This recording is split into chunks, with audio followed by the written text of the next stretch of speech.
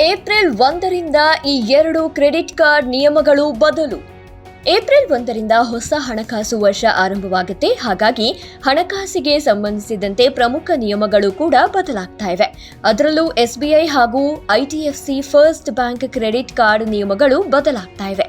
ಹಾಗಾಗಿ ಈ 2 ಬ್ಯಾಂಕ್ಗಳ ಕ್ರೆಡಿಟ್ ಕಾರ್ಡ್ ಹೊಂದಿರುವವರು ಹೊಸ ನಿಯಮಗಳ ಬಗ್ಗೆ ತಿಳಿದುಕೊಳ್ಳೋದು ಅತ್ಯವಶ್ಯಕವಾಗಿದೆ. SBI ಕಾರ್ಡ್ನಲ್ಲಿ ಏನೆಲ್ಲ ಬದಲು? Simply click SBI credit card ಇದ್ದವರಿಗೆ ಸ್ವಿಗ್ಗಿಯಲ್ಲಿ ಆರ್ಡರ್ ಮಾಡಿದಾಗ ಸಿಗ್ತಾ ಇದ್ದ 10 ಪಾಯಿಂಟ್ಸ್ಗಳ ಬದಲಾಗಿ ಇನ್ನು 5 ಪಾಯಿಂಟ್ಸ್ಗಳು ಸಿಗುತ್ತವೆ.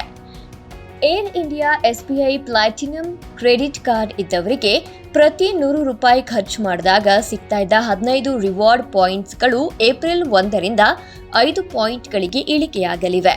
ಸಿಗ್ನೇಚರ್ ಕಾರ್ಡ್ ಇದ್ದವರಿಗೆ ಪ್ರತಿ ₹100 ವ್ಯಯಿಸಿದಾಗ 30 ಪಾಯಿಂಟ್ಗಳ ಬದಲಾಗಿ 10 ಪಾಯಿಂಟ್ಗಳು ಮಾತ್ರ ಸಿಗುತ್ತೆ. ಮಹತ್ವದ ಬದಲಾವಣೆಯೊಂದರಲ್ಲಿ SBI ಕ್ರೆಡಿಟ್ ಕಾರ್ಡ್ ಇದ್ದವರಿಗೆ ಸಿಗ್ತಾ ಇದ್ದ ಉಚಿತ ವಿಮಾ ಸುರಕ್ಷತೆ ರದ್ದಾಗಲಿದೆ. ವಿಮಾನ ಅಪಘಾತಕ್ಕೆ ₹50 ಲಕ್ಷ ಹಾಗೂ ರೈಲ್ವೆ ಅಪಘಾತಕ್ಕೆ ₹10 ಲಕ್ಷ ವಿಮಾ ಸುರಕ್ಷತೆ ಇತ್ತು. ಇದನ್ನ SBI ರದ್ದುಗೊಳಿಸ್ತಾ ಇದೆ. IDFC ಫಸ್ಟ್ ಬ್ಯಾಂಕ್ ನಿಯಮಗಳಲ್ಲಿ ಏನೆಲ್ಲ ಬದಲು? ವಿಸ್ತಾರ ಕ್ರೆಡಿಟ್ ಕಾರ್ಡ್ ಕ್ಲಬ್ ವಿಸ್ತಾರದ ಸದಸ್ಯರಿಗೆ ಮೈಲ್ ಸ್ಟೋನ್ ಬೆನಿಫಿಟ್ಸ್ ಇರೋದಿಲ್ಲ. 2026ರ ಮಾರ್ಚ್ 31ರವರೆಗೆ ಮಹಾರಾಜ ಪಾಯಿಂಟ್ಸ್ಗಳು ಸಿಗಲಿವೆ. ಇನ್ನು IDFC ಫಸ್ಟ್ ಬ್ಯಾಂಕ್ನಿಂದ ಕೂಡ ವಿಮಾ ಸುರಕ್ಷೆ ರದ್ದಾಗಲಿದೆ.